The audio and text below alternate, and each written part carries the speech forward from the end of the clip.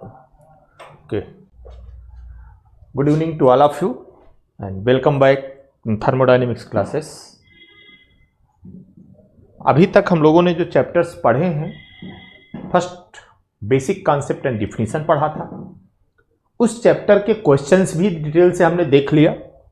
दोनों टाइप जो हमारे पास सीट अवेलेबल है, उसके क्वेश्चंस कैसे सॉल्व होंगे, किस तरीके से चलेगा, वो सारी चीज़ें देखी है।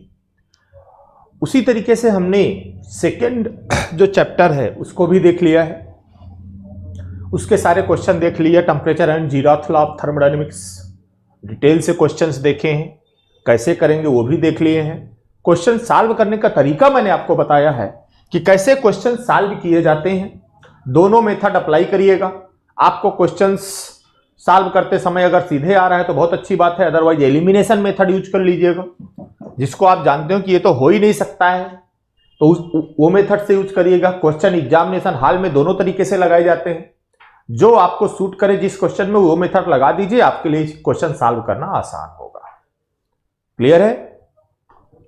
अब जो हमें जिस चैप्टर की बात करनी है वो जनरली थर्मोडायनेमिक्स का चैप्टर तो नहीं कहलाता, बट फिर भी क्योंकि उसको पढ़ेंगे तो आगे, क्योंकि उसके फार्मूले हर जगह यूज होते हैं, तो थर्मोडायनेमिक्स में इसलिए हम उसको ले लेते हैं। और उसका नाम है आइडियल गैस। आइडियल गैसेस क्या होती हैं, उनके इक्वेशंस क्या होते हैं, आप सबने पढ़ा भी होगा। ये सब आप 8th 9th 10th से पढ़ते हुए चले आते हैं, इसलिए बहुत ज़्यादा उसमें परेशान होने की ज़रूरत नहीं है। सिंपल सी चीज़ें हैं, मैं आपको एक बार रिवाइज करा दूंगा। आप सब बहुत अच्छे हो, बहुत पढ़े हुए हो, उसमें ज़्यादा आपको कुछ परेशान होने वाली चीज़ें नहीं है। सिंपल सी चीज़ें हैं, वो मैं आपको बता दूंगा। ठीक है? फिर ये चैप्टर जब होगा, इससे रिलेटेड कुछ क्वेश्चंस भी कर लेंगे, या आगे की थ्योरी देख लेंगे। जो नेक्स्ट चैप्टर आएगा वहां से मेन थर्मोडायनेमिक्स स्टार्ट होती है, जिसे बोलते हैं हीट एंड वर्क ट्रांसफर। जिसे बोलते हैं हीट एंड वर्क ट्रांसफर। अब आप अगर हीट और वर्क ट्रांसफर की बात करोगे तो वहां पे आपको दिखाऊंगा मैं किस तरीके से फिजिक्स के वर्क और वर्क ट्रांसफर और थर्मोडायनेमिक्स के वर्क ट्रांसफर में क्या डिफरेंस है, कैसे चलता है, क्या होता है, वो सारी बातें वहां पे करेंगे। ठीक है? तो कहने का मतलब है कि हम अभी तक जो पढ़ते चले आ रहे हैं वो हम बेसिक थर्मोडायनेमिक्स पढ़ने के लिए भूमिकाएं बना रहे थे। उन्हीं भूमिकाओं के बेसिस पर हम आगे की पूरी थर्मोडायनेमिक्स की बात करेंगे। ठीक है? आज भी हम एक भूमिका ही बना रहे हैं, आज भी हम उससे रिलेटेड ही चीजें पढ़ रहे हैं, जैसे बेसिक आइडियल गैस इक्वेशंस क्या होते हैं, उनसे रिलेटेड, क्योंकि वो चीजें आना जरूरी है, हर जगह यूज होते हैं वो, इसलिए हम आइडियल गैस इक्वेशन पढ़ रहे हैं। ठीक है? तो चैप्टर का नाम है आइडियल गैस इक्वेशंस। और आइडियल गैस क्या होती है, कैसे होते हैं, जरा देखते हैं कहानी इसकी, क्या चैप्टर कहता है। देखिए चैप्टर नंबर 3 आइडियल गैस। इसके नाम से ही आपको दिखाई दे रहा है, नाम है आइडियल गैस। आइडियल का मतलब अपने आप में आइडियल है, उसके जैसा कोई नहीं है, उसके जैसा कोई नहीं है। यह भी हो सकता है कि फिजिकली प्रैक्टिकली एग्जिस्ट ना करे, उसको हम मान के चलते हैं कि आइडियल गैस हो सकती है। ठीक है? अब जरा देखिए, आइडियल गैस में जाने से पहले अगर हम देखें अपने पूरे मैटर को मैंने कहा था पूरा मैटर जितना भी है वो क्या हो सकता है, उसके 3 चीजें हो सकती हैं। एक, या तो वो सॉलिड स्टेट में हो सकता है, या तो वो लिक्विड स्टेट में हो सकता है, और या तो वो गैसियस स्टेट में हो सकता है। 3 ही फेज हो सकते हैं, चौथा फेज कुछ है नहीं। सॉलिड फेज में होगा, सॉलिड आप जानते हैं क्या होता है, लिक्विड आप जानते हैं क्या होता है। ठीक है? जिसमें जितने मॉलिक्यूल्स यानी आप पढ़ते चले आ रहे हैं हाई स्कूल से, 8th से 6th से, 6th में पढ़े हैं, 7th में पढ़े हैं, सॉलिड क्या होता है, लिक्विड क्या होता है, वेपर क्या होता है, गैस क्या होती है। तो ये सिंपल सा क्लासिफिकेशन है। सॉलिड स्टेट क्या होते हैं, लिक्विड स्टेट क्या होती है, गैसियस स्टेट क्या होते हैं। अब गैस को अगर आप देखें, गैसियस स्टेट को देखें, तो जनरली इसको 2 कैटेगरी में डिफाइन किया जाता है। ये सब आप जानते हो, सॉलिड और लिक्विड, इनको मुझे बताने की जरूरत नहीं है, इनके शेप और साइज में आसानी से चेंज नहीं होता है, ये आप जानते हैं, ठीक है। गैसियस स्टेट है। जब आप गैसियस स्टेट में करते हो तो गैस स्टेट को 2 पार्ट में डिवाइड करते हैं। कई जगह गैसियस स्टेट को एक को कहते हैं गैस, दूसरे को कहते हैं वेपर। एक को कहते हैं गैस, दूसरे को कहते हैं वेपर।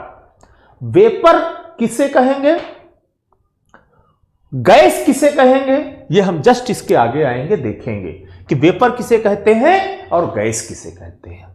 जब इसके गैसेस में आते हैं तो गैस को जब क्लासिफाई करते हैं तो दो तरीके की गैस की बात करते हैं। एक को बोलते हैं आइडियल और परफेक्ट गैस, आइडियल और परफेक्ट गैस।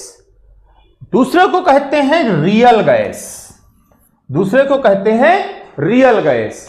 और हम जनरली हम जानते हैं कि जो रियल है वही एग्जिस्ट करता है, परफेक्ट वाले को तो हम हमेशा कुछ ना कुछ एज्यूम करके चलते हैं, एज्यूम कर लेते हैं, तभी परफेक्ट हो सकता है, अदरवाइज कभी वो परफेक्ट नहीं हो सकता है, कभी वो परफेक्ट नहीं हो सकता है, इसलिए उसमें कुछ एजम्पशंस होते हैं। बट आइडियल गैस पढ़ना है हमको, देखना है क्या होती है, कब हो सकती है आइडियल गैस, वो मान के चलना पड़ेगा। जब उसमें कुछ एजम्पशन मानोगे तब वो आइडियल गैस होंगी, अदरवाइज वो आइडियल गैस नहीं होती है।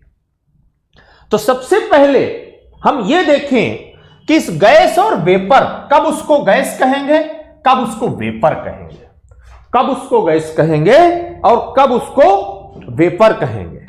अगर आप सिंपल वे में बात करते हो, एकदम सिंपली, तो आप कहते हो जो वेपर है वो आसानी से लिक्विडिफाई हो सकता है।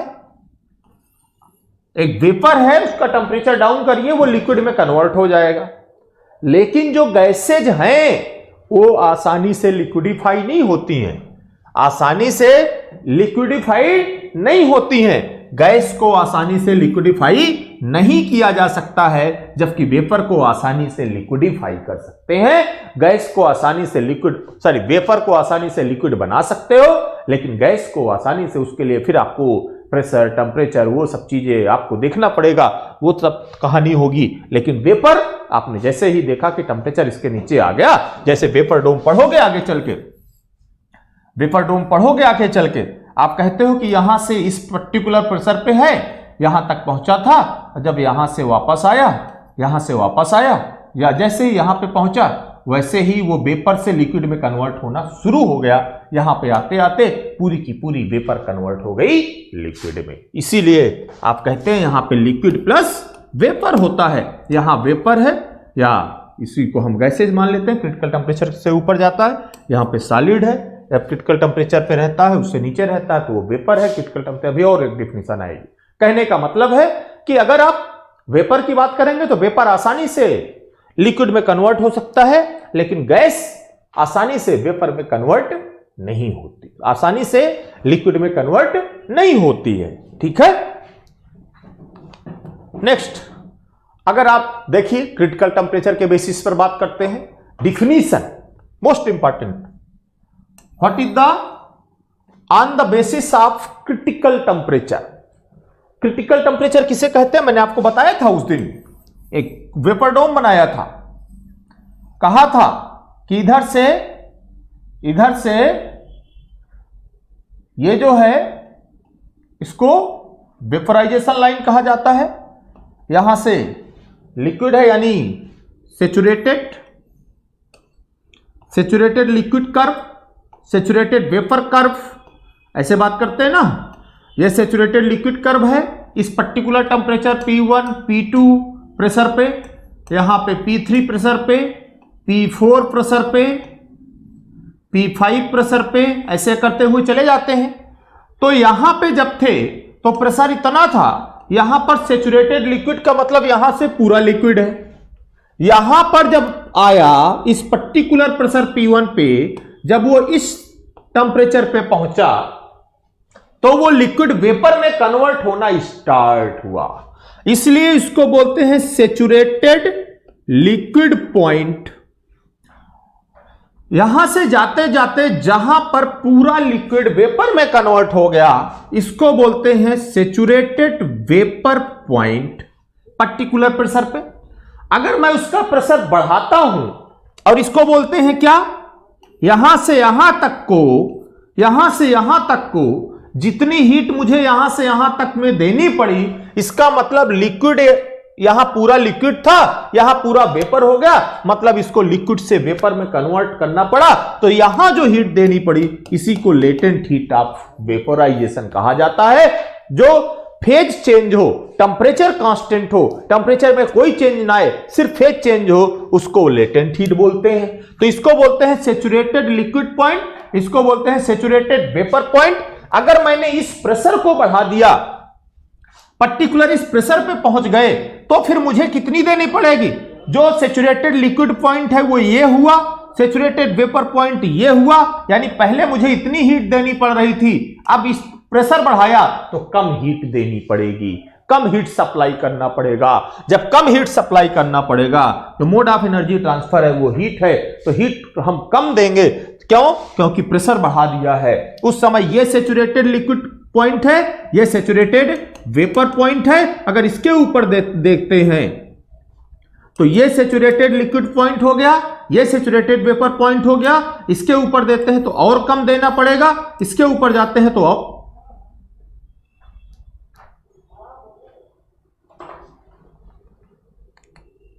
इसके ऊपर जाते हैं तो और कम देना पड़ेगा।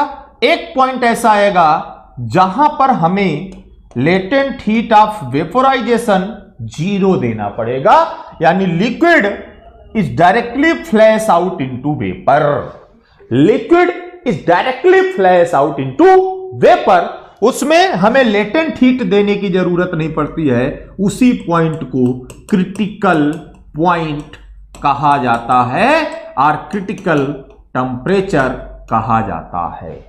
उसी पॉइंट को क्रिटिकल टेम्परेचर कहा जाता है। ठीक है, याद रखिएगा। जहां पर भैया अब इन सारे पॉइंट को मिला दोगे तो this is saturated liquid curve, this is saturated vapour curve. इन सारे पॉइंट को मिलाया तो ये हुआ सैचुरेटेड वेपर कर्व, यह हुआ सैचुरेटेड लिक्विड कर्व। जहां पर ये दोनों एक दूसरे से मिल गए वही हमारा क्रिटिकल पॉइंट कहलाएगा, और इस क्रिटिकल पॉइंट का जो टेम्परेचर होगा वो क्रिटिकल टेम्परेचर कहलाएगा। यहां पर जो लिक्विड है वो डायरेक्टली फ्लैश आउट हो जाएगा वेपर में, यहां पर लेटेंट हीट की जरूरत नहीं पड़ती है, यानी liquid is directly flash out into vapour, liquid is directly flash out into vapour. आगे आएंगे वाटर के लिए क्रिटिकल टेम्परेचर और क्रिटिकल प्रेशर कितना होता है, जहां पर liquid directly flash out into vapour हो जाता है। तो इसलिए this is the critical point और क्रिटिकल टेम्परेचर, जहां पर लिक्विड डायरेक्टली फ्लैश आउट हो गया। इसका मतलब कहते हैं इस पॉइंट पर आप देख रहे हैं कि आपको लिक्विड भी दिखाई पड़ रहा है और वेपर भी दिखाई पड़ रहा है, और दोनों गैसियस। अगर आप जैसे वो वेपर बना वो गैसियस स्टेट कहलाएगा, लेकिन अगर आप टेम्परेचर क्रिटिकल टेम्परेचर से ऊपर कर देते हो, क्रिटिकल टेम्परेचर के ऊपर चले गए तो फिर उसको आप सुपर हीटेड या जो भी बोलते हैं, क्रिटिकल टेम्परेचर के ऊपर चले गए तो आप कहते हैं यस अब हम क्रिटिकल टेम्परेचर के ऊपर चले गए, अब हम इसको गैस मान सकते हैं। उसके नीचे रहेगा तो वो वेपर रहेगा। इसका मतलब हुआ कि on the basis of critical temperature अगर मैं डिफिनीशन निकालूं तो कहूंगा कि vapours and gases both are gaseous state, ये सबके दोनों गैसियस स्टेट हैं। If the temperature of gaseous substance is more than its critical temperature, then it is called gas, otherwise vapor. अगर उसका टेम्परेचर क्रिटिकल टेम्परेचर से ज्यादा हो जाए तो वो गैस कहलाएगा, और अगर उससे ज्यादा ना हो, उससे कम हो या तो उसको क्या कहलाएंगे, वेपर कहला देगा। यानी if the temperature of substance, gaseous substance is more than its critical temperature, then it is called क्या, गैस। तभी ये गैस कहलाएगी। अदरवाइज ये गैस ना कहला के वेपर कहलाएगी, और जहां वेपर होगी वहां गैस इक्वेशन कभी अप्लाई नहीं होते हैं, याद रखिएगा। अगर आपने गैस इक्वेशन अप्लाई किया इसका मतलब वो गैसियस स्टेट में है, उसका टेम्परेचर सुपर हीटेड यानी क्रिटिकल टेम्परेचर से ऊपर है। तो this is the gas, this is the vapour. बात क्लियर हुई? Next, concept of ideal gas. अब हमने वेपर और गैस में डिफरेंस पढ़ लिया कि वेपर और गैस में क्या डिफरेंस है, यह तो हमने देख लिया। जब वेपर और गैस में डिफरेंस देख लिया तो अब जरा यह भी देख लेते हैं कि जो गैस है, आइडियल गैस किसे कहेंगे, रियल गैस किसे कहेंगे। भाई आइडियल गैस की कंडीशन अगर हमें पता चल जाए तो रियल गैस अपने आप पता चल जाएगा, कुछ करने की जरूरत ही नहीं है, कुछ पढ़ने की जरूरत ही नहीं है। तो जरा देखते हैं आइडियल गैस कहते किसके हैं।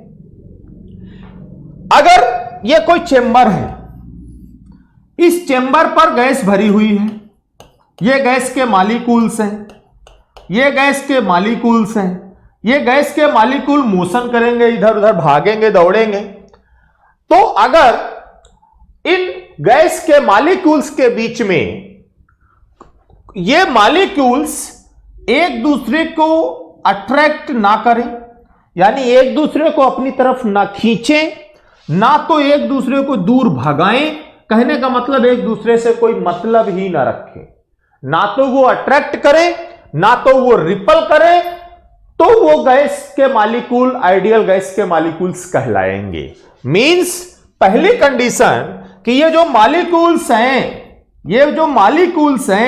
इनका आपस में ना तो ये अट्रैक्ट करेंगे, यानी no intermolecular force of attraction और रिपल्सन, ये एक दूसरे को ना तो अट्रैक्ट करेंगे ना तो रिपल करेंगे, इनका कोई लेना देना नहीं है। जैसे आप जब कोचिंग पढ़ने आते हो यहां पे, तो आपके बगल में बैंक वाले जो स्टूडेंट्स तैयारी करते हैं वो लोग पढ़ते हैं, उनसे आपका कोई लेना देना नहीं है, ना तो वो आपको अट्रैक्ट कर रहे हैं ना तो वो आपको रिपल कर रहे हैं। हाँ, वो बात अलग है कि कुछ स्पेशल अट्रैक्ट करने वाली चीजें वहां अवेलेबल ना हो। तो अगर बैंक की तैयारी करने वाले आपके बगल में आते हैं, उनसे आपका कोई लेना देना नहीं होता है। आप अपनी क्लास में जाते हो, अपनी क्लास में पढ़ते हो और वापस जाते हो। इसका मतलब हुआ कि उन स्टूडेंट से आप ना तो अट्रैक्ट होते हो ना तो रिपल होते हो। मैंने आपको कहा कि वो बात अलग है कि आपको कुछ स्पेशल चीज उस क्लास में दिख जाए तो आप अट्रैक्ट हो जाओ, अदरवाइज उस क्लास से आपका कोई लेना देना नहीं होता है। इसलिए अगर वो आइडियल गैस के मॉलिक्यूल्स हैं तो ना तो उनके बीच में कोई अट्रैक्शन फोर्स होगा ना तो उनके बीच में कोई रिपल्सन फोर्स होगा। ठीक है, पहली कंडीशन तो ये है, यानी there is no attraction no repulsion. Third, अगर आप बात करते हैं सेकंड की, तो वॉल्यूम जो ये गैस के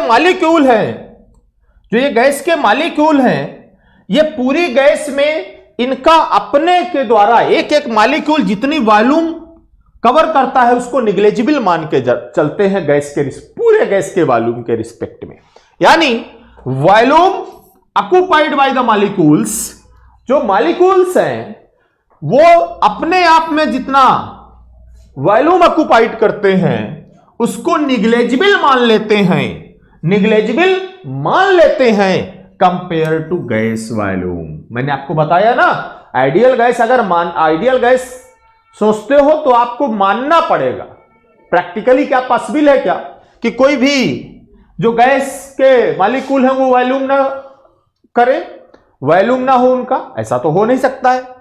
अगर ऐसा नहीं हो सकता है, इसका मतलब है कि हम मान के चलते हैं तभी आइडियल गैस मानेंगे जब वो मॉलिक्यूल्स अपने आप में जो वॉल्यूम ऑक्युपाइड करते हैं वो नेग्लिजिबल हो कंपेयर टू गैस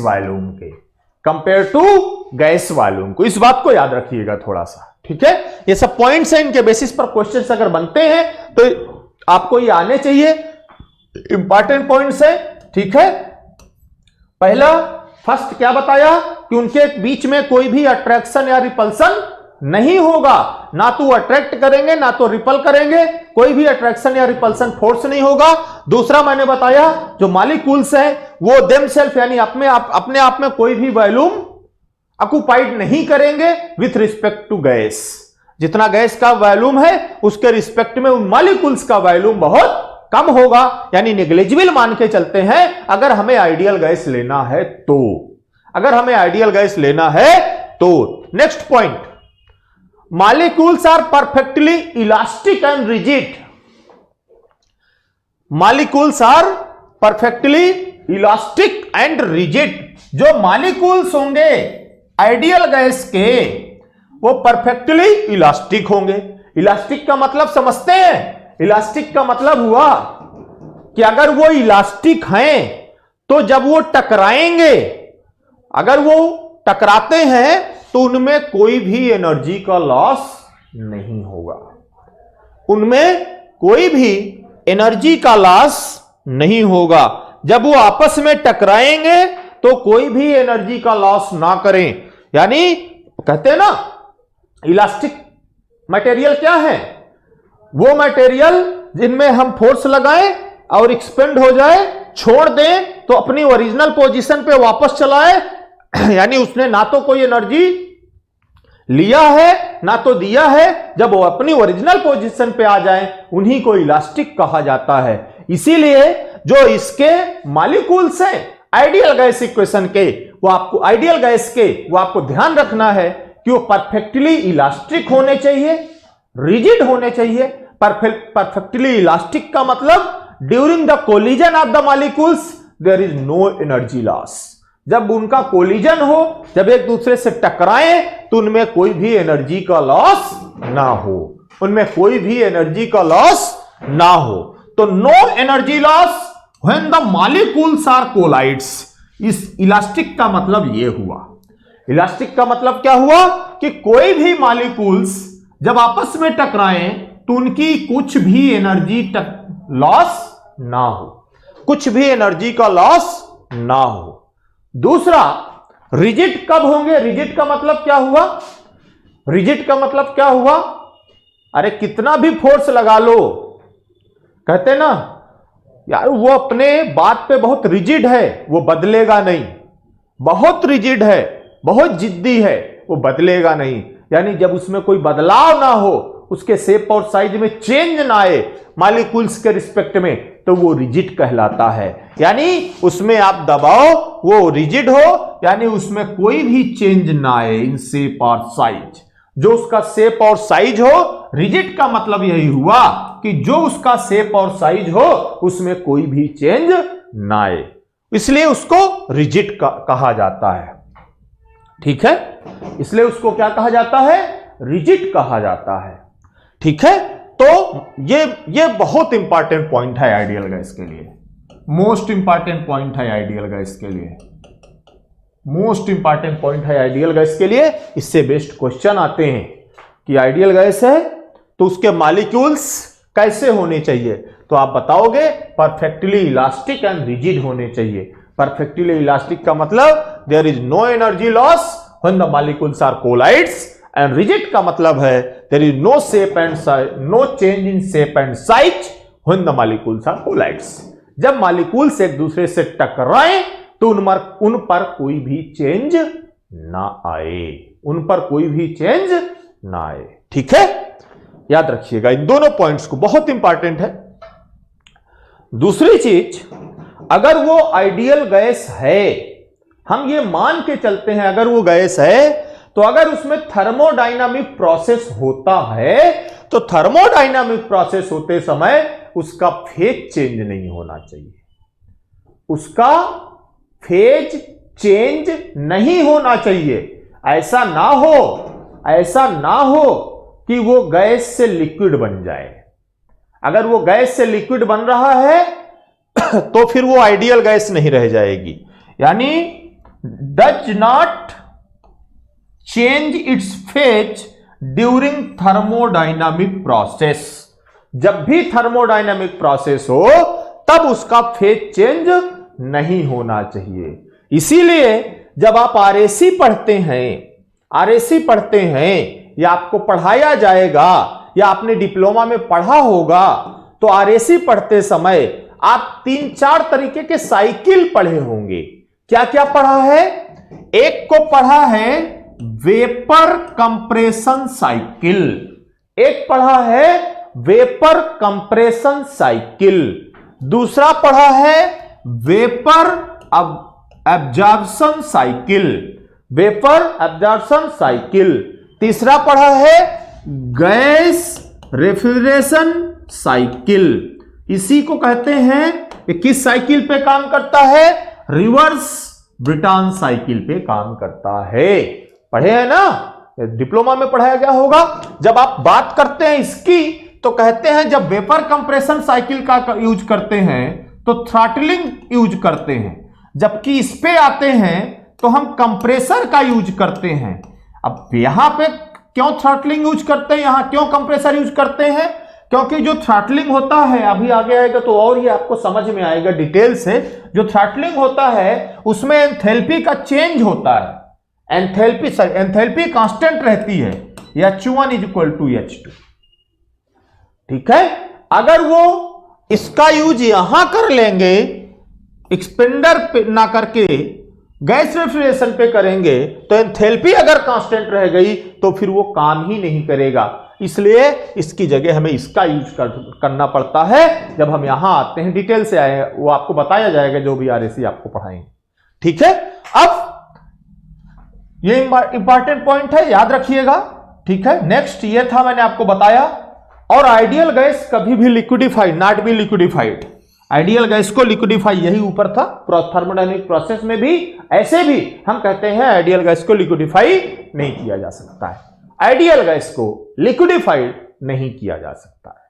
ठीक है, तो ये कुछ इंपॉर्टेंट पॉइंट्स थे जो मुझे आपको बताने थे, वो मैंने आपको बताए। इन पॉइंट्स को याद रखना आइडियल गैस से रिलेटेड। इन पर बेस्ड न्यूमेरिकल्स आपके ऑब्जेक्टिव क्वेश्चंस बनते हैं और वो क्वेश्चन आपको आने चाहिए। ऑब्जेक्टिव क्वेश्चंस बनते हैं, अगर ये पॉइंट याद है तो आपके लिए चीजें बहुत आसान हो जाती हैं, चीजें बहुत आसान हो जाती है। क्लियर है? Next, obey a set of common rules. Obey a set of common rules. कुछ कॉमन रूल्स हैं, कुछ कॉमन रूल्स हैं। ठीक है, अब देखो, इनको मैं आपको आगे जो चैप्टर आएंगे वहां पे प्रूफ कराऊंगा, वहां पे बताऊंगा भी। यहां प्रूफ नहीं कराऊंगा, क्योंकि यहां प्रूफ कराने लगा तो फिर प्रॉब्लम होगी। तो ये जो सेंटेंसेस लिखे हैं, ये जो सेंटेंसेस लिखे हैं कि इंटरनल एनर्जी, अपने आप जब आगे पढ़ेंगे हम थर्मोडायनेमिक्स, जब आगे पढ़ेंगे हम थर्मोडायनेमिक्स, तो ये अपने आप आ जाएंगे वहां पे। बट इनको याद करने के हिसाब से ये पॉइंट आपके लिए इंपॉर्टेंट है। आगे जब आएगा तो मैं आपको प्रूफ करके दिखाऊंगा कि कैसे ये इसका फंक्शन है, किसी और का फंक्शन नहीं है। तो अगर हम आइडियल गैस इक्वेशन की बात करते हैं चेंज इट्स प्रॉपर्टीज पर, तो फर्स्ट है PV = RT। इसी को तो आइडियल गैस इक्वेशन कहते हैं। अभी आगे आएगा ये, जस्ट इसी के आगे वाले यूनिट, आगे वाले उसमें है PV = mRT आप कहते हैं। अपर यूनिट मास के लिए PV = RT कहते हैं। सेकंड, हम थर्मोडायनेमिक्स जब पढ़ेंगे अभी आगे, तो हम पढ़ेंगे कि dq यानी del Q = m × CV या CP dt। ठीक है, और वहां से निकाल के देखेंगे, अगर यहां CV है तो इसको सॉल्व करके देखेंगे कि इसकी इंटरनल एनर्जी = CV dt, और यहीं से देखेंगे कि internal energy is the function of temperature alone. Internal energy is the function of temperature alone. जो इंटरनल एनर्जी है वो सिर्फ टेम्परेचर का फंक्शन हो सकती है, आइडियल गैस के लिए किसी और का फंक्शन नहीं होती है। इसलिए यहां पे लिखा है कि internal energy is the function of temperature alone. Internal energy is the function of temperature alone. Similarly जब हम आइडियल गैस की बात करते हैं तो अभी आगे के चैप्टर्स में आएगा कि एंथैल्पी जो है U + PV को एंथैल्पी कहा जाता है। U + PV आएगा, उसको दिखाऊंगा मैं कैसे एंथैल्पी कहते हैं। तो U + PV को एंथैल्पी कहते हैं। तो इसलिए यह चीज enthalpy is also is the function of temperature alone for an ideal gas. अगर वो आइडियल गैस है, ये दोनों आपको याद रखना है यहां पे क्वेश्चंस के लिए, ये दोनों याद रखना है यहां पे क्वेश्चन के लिए अगर स्मॉल h लिखा है तो पर यूनिट मास, यानी m की वैल्यू 1 kg हो गई। याद रखिएगा, जहां जहां स्मॉल लेटर है वहां वहां m की वैल्यू 1 kg की बात करेगा। ठीक है, इसलिए अब ये दोनों मैं आपको बताया कि मैं आपको आगे के चैप्टर्स में बताऊंगा। U is the function of temperature alone for an ideal gas, H is the function of temperature alone of an ideal gas, but ये आपको याद रखना है ऑब्जेक्टिव क्वेश्चन के हिसाब से। ठीक है, ऑब्जेक्टिव क्वेश्चन के हिसाब से ये आपको याद रखना है। इसीलिए वहां पे मैंने जो बताया ना थ्रॉटल और एक्सपेंडर, इसीलिए वहां पे टेम्परेचर के साथ बात करता है, इसलिए वहां पे उसका यूज होता है, इसका यूज नहीं होता है, बट वो आगे है, आपको आरएसी में पढ़ाया जाएगा। ठीक है, यहां पे P का मतलब प्रेशर हो गया, V का मतलब मैंने कहा ना कि एक्चुअल जो इक्वेशन होता है PV is equal to MRT होता है। पर यूनिट मास के लिए करेंगे तो यहां पर यूनिट मास का मतलब फिर यहां ये भी पर यूनिट मास हो गई, यानी स्पेसिफिक वॉल्यूम हो जाएगी। P into specific volume is equal to RT। Specific volume इसलिए P को प्रेशर बोला गया, V को स्पेसिफिक वॉल्यूम यानी पर यूनिट मास बोला गया। स्पेसिफिक का मतलब क्या? स्पेसिफिक का मतलब क्या? पर यूनिट मास। स्पेसिफिक का मतलब क्या? पर यूनिट मास। ठीक है, यू का मतलब इंटरनल एनर्जी, यह भी पर यूनिट मास की ही बात करेगा। एंथैल्पी का मतलब यहां भी स्पेसिफिक एंथैल्पी स्मॉल में लिखा है ना, जहां भी कैपिटल में होगा तब भी फंक्शन ऑफ टेम्परेचर एलोन होगा। ठीक है, तो इसलिए यहां पे उन्होंने एंथैल्पी और इंटरनल एनर्जी लिख दिया है। टी का मतलब टेम्परेचर है। आर का मतलब गैस कांस्टेंट और गैस कैरेक्टरिस्टिक्स और स्पेसिफिक गैस कांस्टेंट। अभी आगे और आएगा तो वहां पे आपको आर दिखेगा कि आर कैसे आया, कहां से आया। ठीक है, आगे बॉयल्स लॉ, चार्ल्स लॉ देखोगे तो वहां पे आपको ये दिखाई पड़ेगा। It's clear? It's clear? तो याद रखिएगा ये पॉइंट्स इंपॉर्टेंट हैं आइडियल गैस के लिए, इसलिए पांचवें पॉइंट में ये लिखे गए हैं कि PV is equal to RT की बात करेगा, U internal energy function of temperature होगी, enthalpy also is the function of temperature होगी। तो ऑब्जेक्टिव क्वेश्चन में मिले तो वहां पे आप तुरंत टिक करेंगे आइडियल गैस लिखा है तो इसका मतलब इंटरनल एनर्जी किसी और का फंक्शन नहीं होगा, एंथैल्पी किसी और का फंक्शन नहीं होगा। क्लियर हुआ? नेक्स्ट, मैं उतनी देर से क्या चिल्ला रहा हूं?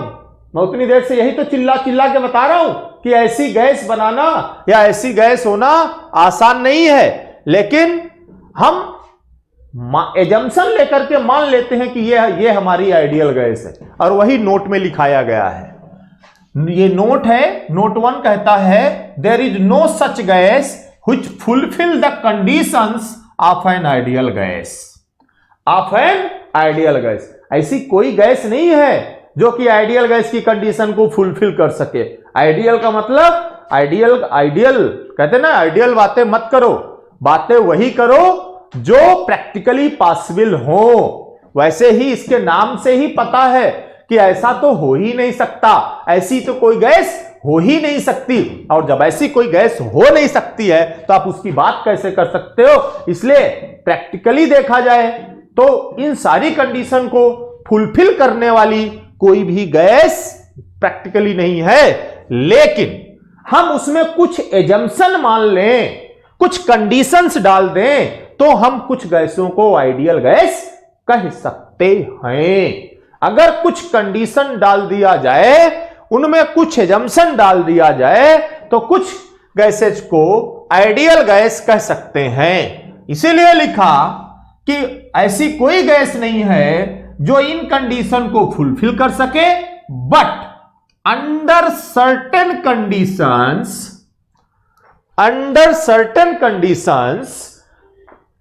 कंडीशंस का मतलब प्रेशर पे, टेम्परेचर पे, कुछ रियल गैसेज को और वेपर्स,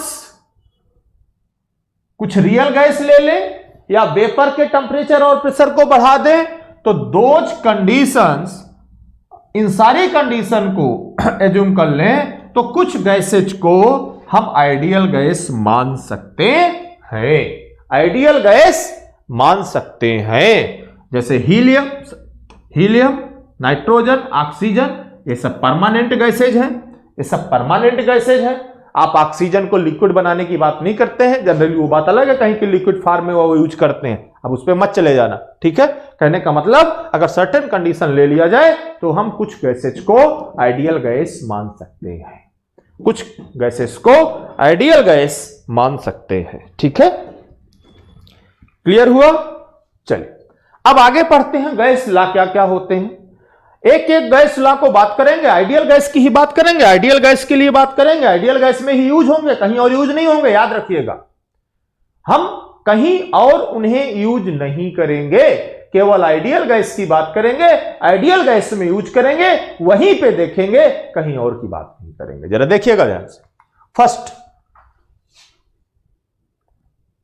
सर्टेन कंडीशंस हैं हाई टेम्परेचर लो प्रेशर पर, ठीक है, जो कंडीशंस हैं आइडियल गैस के लिए, ठीक है। तो इसलिए आप याद रखिएगा, अगर high temperature and low pressure की बात करता है या लो डेंसिटी की बात करता है, वो कंडीशंस है, ठीक है। ये कंडीशंस आपको पता होना चाहिए। जैसे मैंने अभी बताया ना कि टेम्परेचर प्रेशर कांस्टेंट है, प्रेशर को बढ़ा रहे हैं तो इसलिए particular P equal to constant है, तो हाई टेम्परेचर होगा, molecules will be far away, ठीक है। अगर टेम्परेचर कांस्टेंट है तो प्रेशर लो होगा, डेंसिटी लो होगी, तो molecules will be far away. कहने का मतलब आइडियल गैस, भाई अट्रैक्शन रिपल्सन की बात कर रहे हैं ना, तो प्रेशर कम रखो, डेंसिटी कम रखो, तो molecules will be far, molecules दूर दूर होंगे। अगर प्रेशर कांस्टेंट है तो टेम्परेचर को बढ़ा दो, जितना टेम्परेचर बढ़ाओगे उतना मॉलिक्यूल्स भागेंगे, उतना मॉलिक्यूल्स फार अवे होंगे, दूर दूर होंगे, उतना फैलेंगे। इसीलिए तो होता है। आप देखिए ना भाई, गुब्बारे में गैस भरी है, अब आपने गुब्बारे में गैस भरा और बहुत देर तक गुब्बारे को बेचने वाला धूप में खड़ा हो गया, तो गुब्बारा अपने आप फट जाता है। क्यों? क्योंकि उसके गैस के जो मॉलिक्यूल्स हैं उनको सनलाइट से हीट मिली, सनलाइट से टेम्परेचर बढ़ा, जब टेम्परेचर बढ़ा तो फैलने की कोशिश करते हैं, दूर दूर जाने की कोशिश करते हैं, और जब दूर दूर जाने की कोशिश करेंगे तो वॉल्यूम, जो आपका बैलून है उसका वॉल्यूम बढ़ेगा, बैलून का वॉल्यूम बढ़ेगा तो कुछ समय के बाद वो बैलून क्या होगा, फट जाएगा, ठीक है। तो अगर प्रेशर का टेम्परेचर बढ़ाओ तो फार अवे की बात करेगा, ठीक है। चलिए गैस लॉज फर्स्ट है आइडियल गैस। याद रखिएगा, मैं बार बार बोला अभी कि इनको हम केवल आइडियल गैस की बात करेंगे, आइडियल गैस में यूज करेंगे, किसी और में यूज नहीं करेंगे, ठीक है, किसी और में यूज नहीं करेंगे। इस बात को आपको याद रखना है कि किसी और में इनका यूज नहीं करेंगे हम। ये सब लॉज आपने पढ़ा है, मैं आपको केवल रिवाइज कराने की कोशिश कर रहा हूं, ठीक है। इसलिए मैं इसको थोड़ा सा तेजी से करके खत्म करेंगे, क्योंकि ये सब आपने पढ़ा हुआ है। इससे क्वेश्चंस मैं आपको बता दूंगा कैसे कैसे क्वेश्चंस होते हैं, ठीक है। फर्स्ट है बॉयल्स लॉ। जब आप बॉयल्स लॉ, आइडियल गैस में कोई केवल यूज होते हैं, याद रखिएगा। अगर आप बॉयल्स लॉ की बात करते हो तो बॉयल्स लॉ में पहली चीज ये कि जब भी बॉयल्स लॉ की बात करेगा तो टेम्परेचर फिक्स होगा। बॉयल्स लॉ किसकी बात करेगा भाई? हम तीन वेरिएबल्स को लेकर जनरली चलते हैं, प्रेशर, टेम्परेचर एंड वॉल्यूम। तो T equal to constant, Boyle's law में टेम्परेचर को हमेशा कांस्टेंट मान के चलते हैं, ठीक है। और मास तो हमेशा फिक्स रखेंगे, मास भी फिक्स रखेंगे। तो पर्टिकुलर मास पे अगर कहते हैं कि at a constant temperature volume of fixed mass of gas is inversely proportional to its pressure. कहने का मतलब है कि अगर हम टेम्परेचर को कांस्टेंट ले लें, मास को फिक्स्ड कर दें, तो जो उसका वॉल्यूम है वो डायरेक्टली प्रोपोर्शनल होगा 1/P के, यानी प्रेशर के। मैंने डायरेक्टली प्रोपोर्शनल बोला तो 1/P बोला, वर्डिंग को याद रखना। मैंने डायरेक्टली प्रोपोर्शनल बोला तो 1/P बोला। या तो आप बोलो volume is inversely proportional to pressure, या volume is directly proportional to 1/P, या volume is direct inversely proportional to P। ऐसे भी बोल सकते हो। तो at constant temperature for fixed mass of a gas volume is inversely proportional to its pressure. जो उसका वॉल्यूम होगा वो प्रेशर के इनवर्सली प्रोपोर्शनल होगा, वो प्रेशर के इनवर्सली प्रोपोर्शनल होगा। ठीक है, इनवर्सली प्रोपोर्शनल होगा। तो जहां कहीं भी प्रोपोर्शनलिटी होता है वहां एक कांस्टेंट आता है, तो v is equal to C by P कर सकते हो, p को इधर ला सकते हो, यानी pv is equal to constant बोल सकते हो, pv is equal to constant बोल सकते हो। जब pv is equal to constant हुआ, इसका मतलब हुआ कि p1 v1 is equal to p2 v2, p1 v1 is equal to p2 v2। ये इक्वेशन कब लगेगा? जब टेम्परेचर कांस्टेंट होगा। इसीलिए आगे जब मैं थर्मोडायनामिक्स प्रोसेसेस पढ़ाऊंगा तो आप याद रखिएगा, जब मैं आइसोथर्मल प्रोसेस बोलूं, कांस्टेंट टेम्परेचर प्रोसेस बोलूं, तो इसका मतलब कौन सा इक्वेशन अप्लाई करना है? pv is equal to constant. कौन सा इक्वेशन अप्लाई करना है? pv is equal to constant. Ideal gas के लिए थर्मोडायनामिक्स में फॉर आइसोथर्मल प्रोसेस और temperature constant process pv is equal to constant का यूज करेंगे। किसका यूज करेंगे? pv is equal to constant का यूज करेंगे। अब बताइए pv क्या है? यह हाइपरबोला बता रहा है। ये क्या बता रहा है? हाइपरबोला बता रहा है। इसीलिए जो बॉयल्स लॉ होगा, अगर उसको प्रेशर और वॉल्यूम में ड्रा करो, यहां पे प्रेशर है, यहां पे वॉल्यूम है, तो आपको कहेगा कि अगर आइसोथर्मल प्रोसेस है, का मतलब T is equal to constant है। अगर T is equal to constant है, पहली कंडीशन 1 है जहां पे सिस्टम था, an isothermal process after some time और आफ्टर एक्सपेंशन सिस्टम 2 पे पहुंच गया, इस 2 पे पहुंच गया। अगर आइसोथर्मल है तो pv is equal to constant होगा। अगर pv is equal to constant, इसका मतलब ये pv का मतलब क्या हुआ? ये हाइपरबोला बता रहा है, लीनियर तो है नहीं। इसका मतलब इनके बीच में जो ग्राफ बनेगा वो हाइपरबोला का बनेगा, and this is a hyperbolic process. तो बॉयल्स लॉ और कांस्टेंट टेम्परेचर कौन सा हुआ? Hyperbolic process. pv is equal to constant का मतलब हुआ हाइपरबोलिक प्रोसेस। याद रखिएगा। अब आइसोथर्मल जब मैं पढ़ाऊंगा आपको वर्क के बाद, तो आपको यह पता होना चाहिए कि pv is equal to constant आया तो pv डायग्राम में हमें हाइपरबोला की लाइन कैसी खींचनी है, कैसा बनेगा, कैसा कर्व बनेगा। This is A hyperbola, this is A hyperbola. ठीक है, हाइपरबोलिक प्रोसेस और हाइपरबोला। ठीक है, क्लियर हुआ? याद रखिएगा, this is the Boyle's law. ठीक है, बॉयल्स लॉ में टेम्परेचर कांस्टेंट होता है, मास फिक्स्ड जरूर होगा।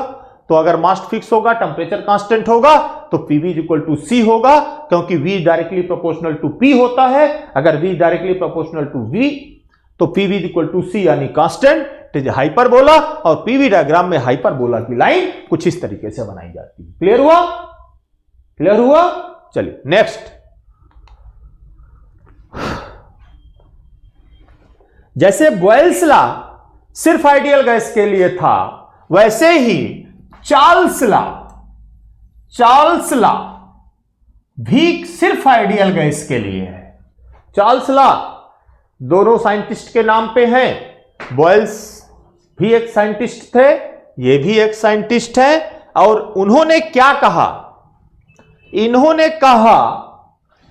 कहा जैसे वहां कांस्टेंट वॉल्यूम और फिक्स्ड मास था, जैसे वहां कांस्टेंट टेम्परेचर और फिक्स्ड मास था, वैसे यहां पे कांस्टेंट प्रेशर पे P is equal to constant ले लिया, कांस्टेंट प्रेशर पे, फिक्स्ड मास पे फिक्स्ड मास पे जो गैस का वॉल्यूम होगा V is directly proportional to absolute temperature, यानी टेम्परेचर किसमें हो, केल्विन में, to absolute temperature at constant pressure volume of fixed mass of gas is proportional to its absolute temperature, यानी V is directly proportional to T। V is directly proportional to T। जहां proportionality आया constant आएगा, तो V is equal to C T, यानी V by T is equal to C, यानी constant. V by T is equal to constant. अब V is directly proportional to T, V is directly proportional to T, यानी जितना V बढ़ेगा उसी हिसाब से T बढ़ेगा। ऐसा है तो इसका मतलब हुआ कि V1 by T1 is equal to V2 by T2। और अगर ऐसा है, इसका मतलब इनके दोनों के बीच में ये कौन सा इक्वेशन है, ये लीनियर फंक्शन है। कौन सा इक्वेशन है, लीनियर फंक्शन है। लीनियर का मतलब जैसे जैसे V बढ़ेगा वैसे वैसे T बढ़ेगा, जैसे जैसे P घटेगा वैसे वैसे T घटेगा। इसका मतलब हुआ कि अगर मैं वॉल्यूम और टेम्परेचर के बीच में ग्राफ को देखूं तो जैसे जैसे V बढ़ेगा वैसे वैसे T बढ़ेगा, जैसे जैसे कम होगा वैसे वैसे वो कम होगा। इसलिए जो कांस्टेंट प्रेशर वाली लाइन आए, अब आगे जब मैं थर्मोडायनेमिक्स पढ़ाऊंगा तो एक लाइन एक प्रोसेस आपको कांस्टेंट प्रेशर प्रोसेस भी मिलेगा। जब कांस्टेंट प्रेशर बोल दे तो आइडियल गैस के हिसाब से इक्वेशन आपका V directly proportional to T हो गया, यानी V1 by V by T is equal to constant. आप सीधे याद रखिएगा इसको। और जब V by T is equal to constant होगा,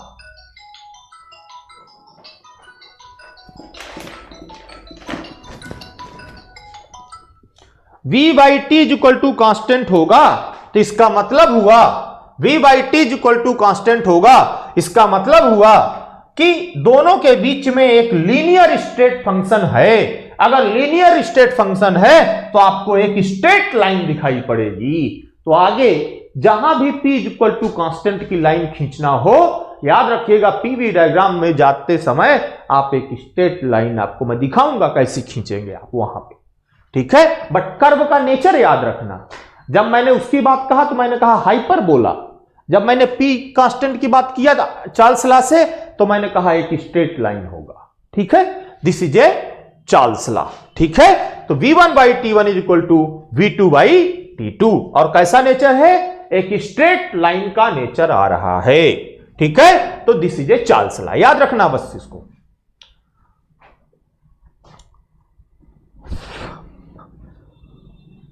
अब आपको ये आगे अगर आपको मिलता है ये इक्वेशन, अगर वही चार्ल्स लॉ में ही अगर आपको चेंज करने को कहे कि हम डिग्री सेंटीग्रेड में उसको चेंज करेंगे, वहां पे मैंने कहा एब्सोल्यूट जीरो, इसलिए V directly proportional to T कर दिया था। तो अगर वो चेंज करता है तो फिर आप जानते हैं कि -273 होता है, इसलिए जीरो से इधर आकर के -273 पे ये कट किया है, ठीक है। All perfect gas change in volume by 1/273 their original volume at 0 degree centigrade for every 1 degree centigrade change in temperature when the pressure remains constant, when the pressure remains constant. तो ये formula है, but इसको आपको कोई जरूरत नहीं है, इसको आपको यूज नहीं करना, इसको यूज करने की आपको ज्यादा जरूरत नहीं पड़ेगी, ठीक है। नेक्स्ट, अगर आप प्रेशर लॉ की बात करते हो, this law also known as pressure law, अगर आप प्रेशर लॉ की बात करते हो तो कहते हो ये भी कहां यूज होगा, कहां यूज होगा, सिर्फ और सिर्फ आइडियल गैस में।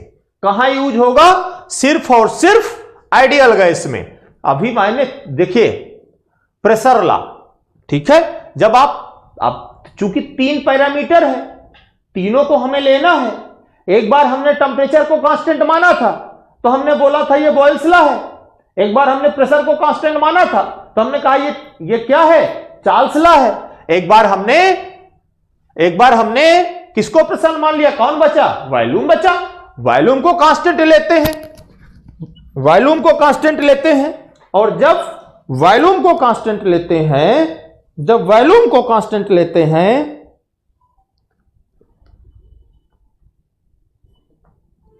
वन मिनट ना,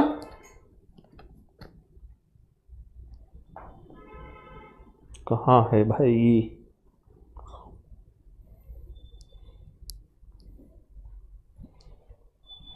चल, जब हम वॉल्यूम को कांस्टेंट लेते हैं तो हम कहते हैं एट कांस्टेंट वॉल्यूम, यानी इस लॉ में, इसको प्रेशर लॉ भी कहते हैं, इस लॉ में हमने वॉल्यूम को कांस्टेंट मान लिया है और फिक्स्ड मास के लिए मास हमारा फिक्स्ड हो गया, मास हमारा फिक्स्ड हो गया, तो कहेंगे कि जो प्रेशर है गैस का वो डायरेक्टली प्रोपोर्शनल होगा एब्सोल्यूट टेम्परेचर के, यानी P is directly proportional to T, P is directly proportional to T। इसी को थर्मोडायनामिक्स में कांस्टेंट वॉल्यूम प्रोसेस कहा जाएगा।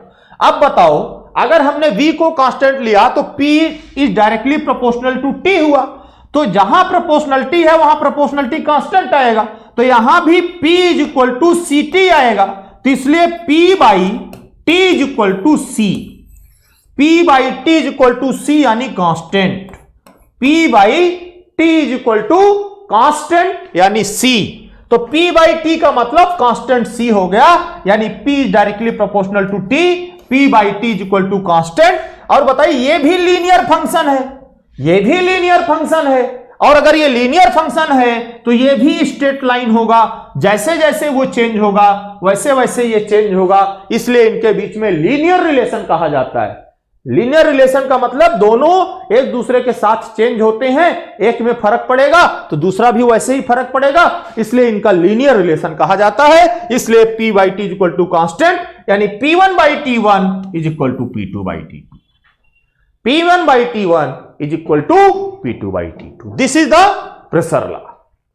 तो तीन थे, एक था टेम्परेचर, एक था प्रेशर, एक था वॉल्यूम। एक तरफ से चलो, जब इस टेम्परेचर को कांस्टेंट माना तो बॉयल्स लॉ आ गया, जब प्रेशर को कांस्टेंट माना तो चार्ल्स लॉ आ गया, जब इस वॉल्यूम को कांस्टेंट माना तो प्रेशर लॉ निकल के गया, या ये लॉ निकल के गया। यानी एक एक को कांस्टेंट, जब इसको कांस्टेंट माना तो इनके बीच में रिलेशन आया, जब इसको कांस्टेंट माना तो इनके बीच में रिलेशन आया, जब इसको कांस्टेंट माना तो इनके बीच में रिलेशन आया।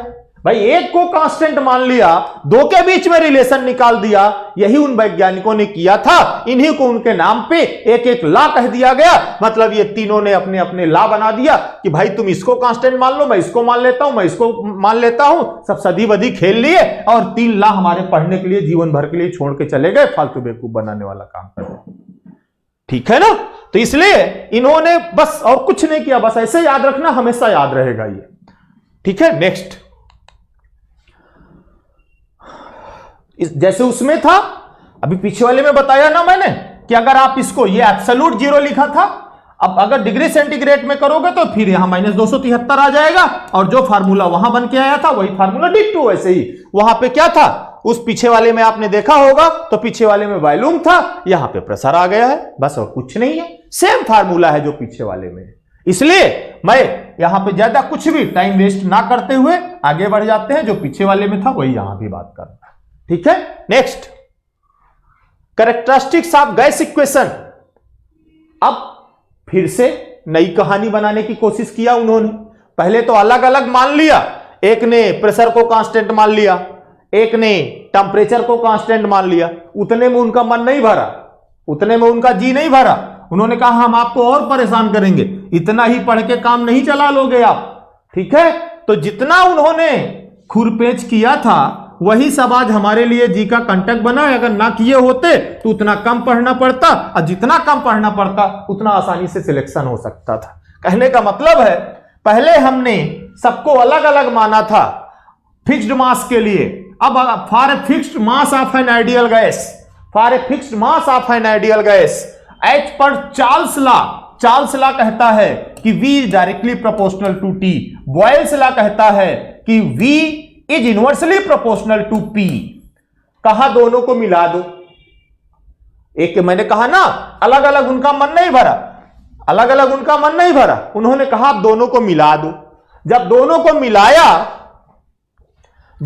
को मिलाया तो V is directly proportional to T by P। V is directly proportional to T by P।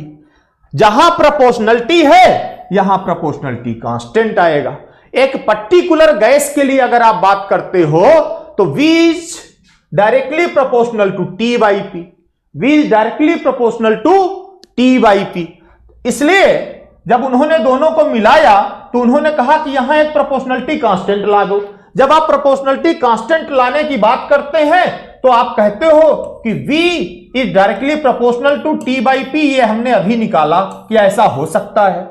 अगर ऐसा हो सकता है तो एक प्रोपोर्शनलिटी कांस्टेंट ला दो।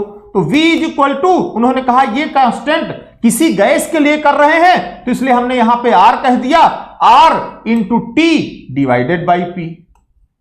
ऐसा ही होगा अगर पीछे हमने सही किया है। P को इधर ला दो, जब P को इधर लाओगे तो P into V is equal to RT। P into V is equal to RT। अगर ये पर यूनिट मास है तो V जो है वो स्मॉल होगा यानी स्पेसिफिक वॉल्यूम होगा। अगर टोटल मास के लिए निकालते हो तो PV इज इक्वल टू इसी को MRT कहते हैं। PV इज इक्वल टू इसी को MRT कहते हैं। जो यहां पे एक प्रोपोर्शनलिटी के साथ R आया था, देखो एक नया कैरेक्टर आया, जो प्रोपोर्शनलिटी के साथ R आया था उसको कुछ ना कुछ तो नाम देना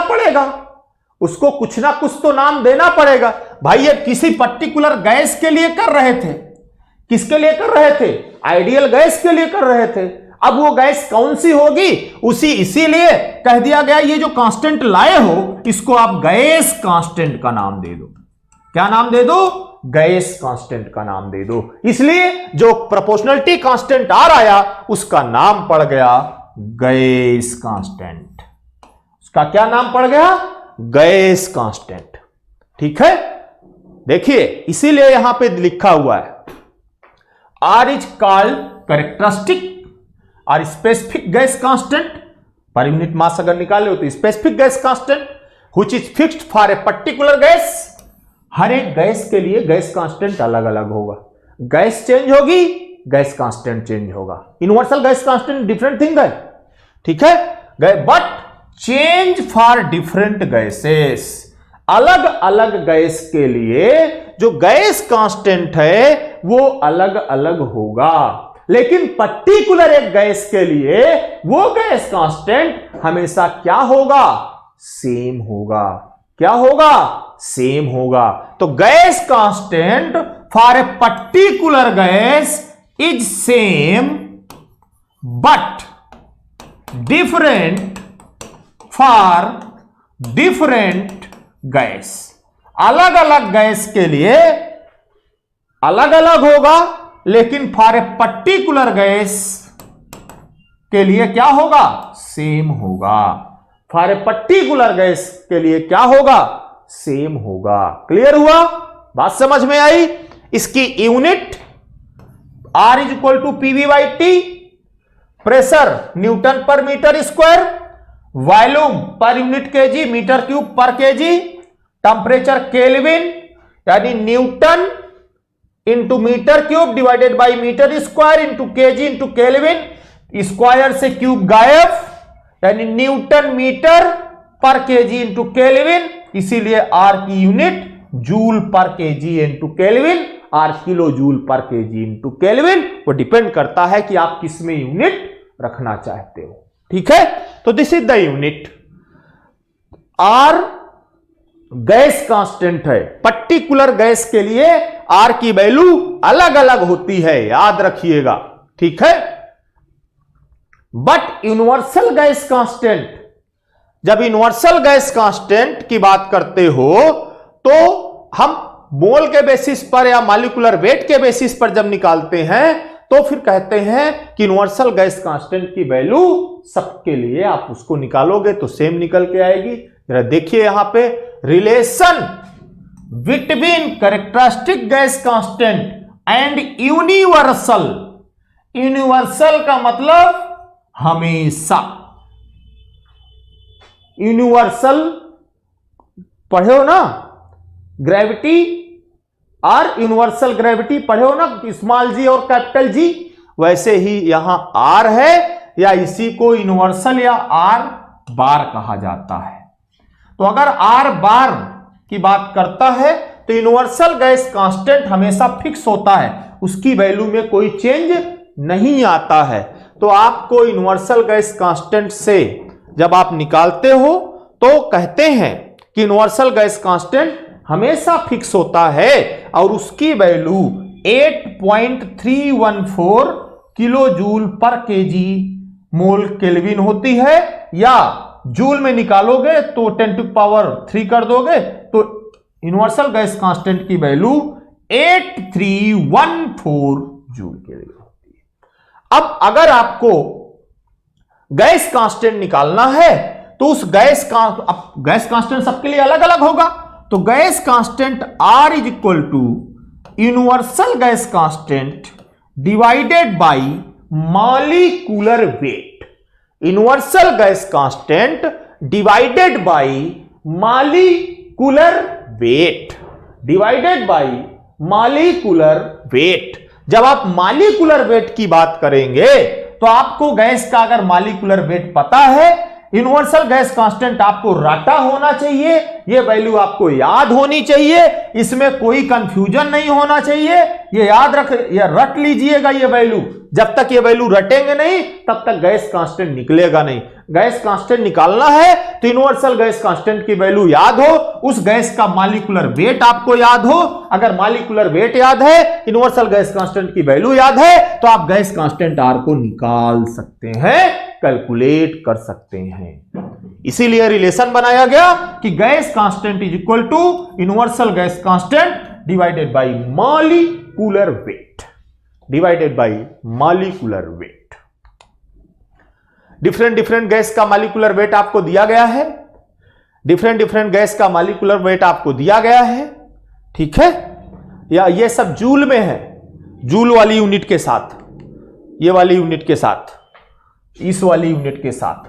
अगर इस यूनिट के साथ लगाएंगे तो सब में 3.3 के बाद डिस्मल लगा दीजिएगा तो आपको मिल जाएगा। देखिए यहां पे hydrogen chemical formula H2, molecular mass 2, ठीक है। तो जो आपकी वैल्यू है, ये वैल्यू कौन सी है, ये भाई 8314 डिवाइडेड बाई 2, इसीलिए इतनी वैल्यू आई है। यूनिट वही होगी जो पीछे है, हीलियम मॉलिक्यूलर वेट 4, तो हीलियम को मैं 4 से डिवाइड कर दो तो 8314 में 4 से आ जाएगा। मैंने कहा कि अगर आपको किलो जूल वाली यूनिट रखना है तो सब में यहां पे आपको डिस्मल लगाना पड़ेगा, ठीक है। एयर का ये आप याद कर लीजिएगा, ठीक है। एयर के लिए याद कर लीजिएगा क्योंकि एयर का आपको निकालना पड़ेगा, एयर का आपको हर जगह यूज करना है। एयर एक आइडियल गैस मान के चलते हैं, इसलिए एयर हर जगह यूज करना, तो एयर के लिए निकाल लीजिएगा। तो सबका अपना केमिकल फार्मूला है, सबका अपना मॉलिक्यूलर वेट है और उसके बेसिस पर आप निकाल सकते हैं। इस मॉलिक्यूलर वेट के बेसिस पर आप गैस कांस्टेंट कैलकुलेट कर सकते हैं और यहां से निकाल के रख सकते हैं, ठीक है। तो equation of state for ideal gas PV is equal to RT, unit mass के लिए मोस्ट इंपॉर्टेंट, ठीक है। टोटल मास के लिए PV is equal to MRT, total mass के लिए मोल के बेसिस पर निकालना है तो PV is equal to NRT। N is the number of moles, and it is applicable for an ideal gas small range of temperature and pressure, small range of temperature and pressure, small range of temperature and pressure. याद रखिएगा ये equations आपके लिए important है। सबसे मैं बहुत use करूंगा, पूरी थर्मोडायनेमिक्स में यूज होगा, सबसे ज्यादा इसका यूज होगा। पर यूनिट मास के लिए इसे स्मॉल बी और एम हो जाएगा तो उसकी कोई बात ही नहीं है। ठीक है,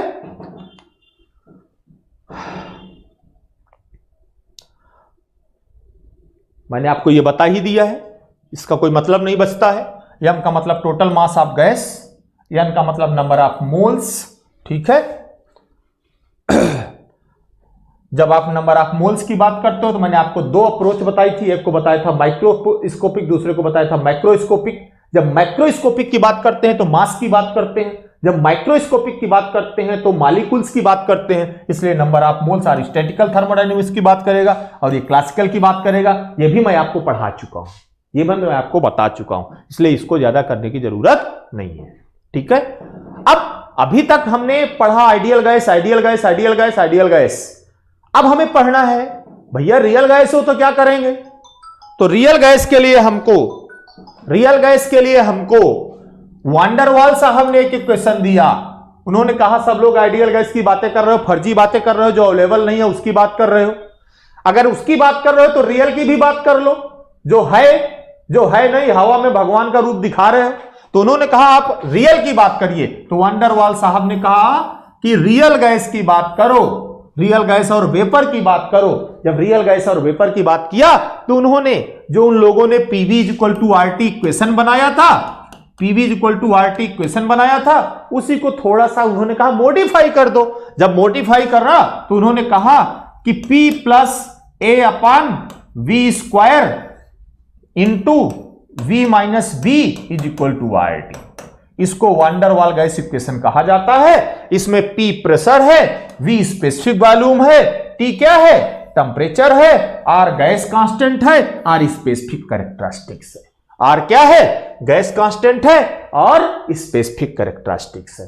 गैस कांस्टेंट और स्पेसिफिक कैरेक्टरिस्टिक्स। ठीक है, this is the van der Waals gas equation. याद रखिएगा इस इक्वेशन को जरूर सब लोग। ठीक है, नेक्स्ट वान डेर वाल equation valid for large range के लिए।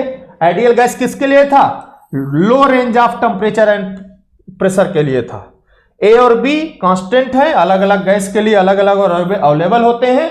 एक गैस टेबल होती है, वहां पे दिया होता है।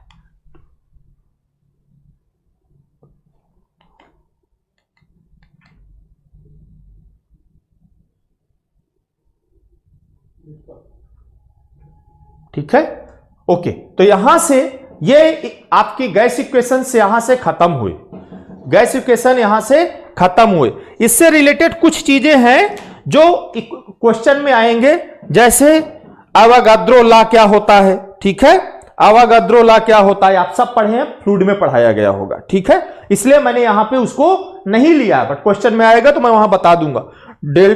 डेल्टन लॉ क्या होता है, यह भी आपको फ्लूइड में पढ़ाया गया होगा। नहीं आएगा, क्वेश्चन होगा, मैं वहां पे इसको करा दूंगा। कुछ इंटरनल एनर्जी से रिलेटेड चीजें, एंथैल्पी से रिलेटेड चीजें हैं, एंट्रोपी से रिलेटेड चीजें हैं। ये सब चीजें हम आगे थर्मोडायनेमिक्स में करेंगे जब हम सीक्वेंस से चैप्टर को पढ़ेंगे तब। ठीक है, तो इसलिए मैं गैस इक्वेशंस को यहीं पर, आइडियल गैस इक्वेशन को कंप्लीट करता हूं। बट इससे जो रिलेटेड दो तीन चीजें हैं जो आपके इस चैप्टर में हैं, लेकिन हम उनको यहां पे इसलिए रोक रहे हैं कि आगे का कॉन्सेप्ट जब तक नहीं समझेंगे तब तक वो चीजें आपको क्लियर नहीं होंगी, इसलिए मैं उनको यहां पे रोक दिया हूं। डेल्टन लॉ आप फ्लूइड में पढ़े हैं, अवागाद्रो लॉ आप फ्लूइड में पढ़े हैं, इसलिए मैंने यहां पे डिस्कशन नहीं किया है।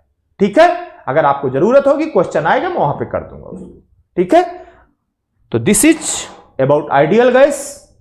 ठीक है, कॉन्सेप्ट इसका ये है। नेक्स्ट क्लास पे इससे रिलेटेड क्वेश्चंस कर लेंगे, वहां पे कुछ चीजें अगर होंगी तो और डिस्कशन कर लेंगे, और वो क्वेश्चन करने के बाद फिर हम मेन थर्मोडायनेमिक्स में, अभी तो जो हम पढ़ते आ रहे थे ये हमारा स्टार्टर था। अब आगे चलेंगे जब हम इस चैप्टर के क्वेश्चन करने के बाद, तो वो मेन कोर्स आएगा। स्टार्टर पहले स्टार्टअप करते ना, पहले स्टार्टर किया, अब मेन कोर्स पे आएंगे जिसको मेन थर्मोडायनेमिक्स कहते हैं। ठीक है, तो अब हमारा कॉन्सेप्ट शुरू होगा। अब हम बेसिक बात करेंगे कि थर्मोडायनेमिक्स एक्चुअल में क्या है। बहुत सारे मैजिक दिखेंगे उसमें आपको। ठीक है, ओके, थैंक यू।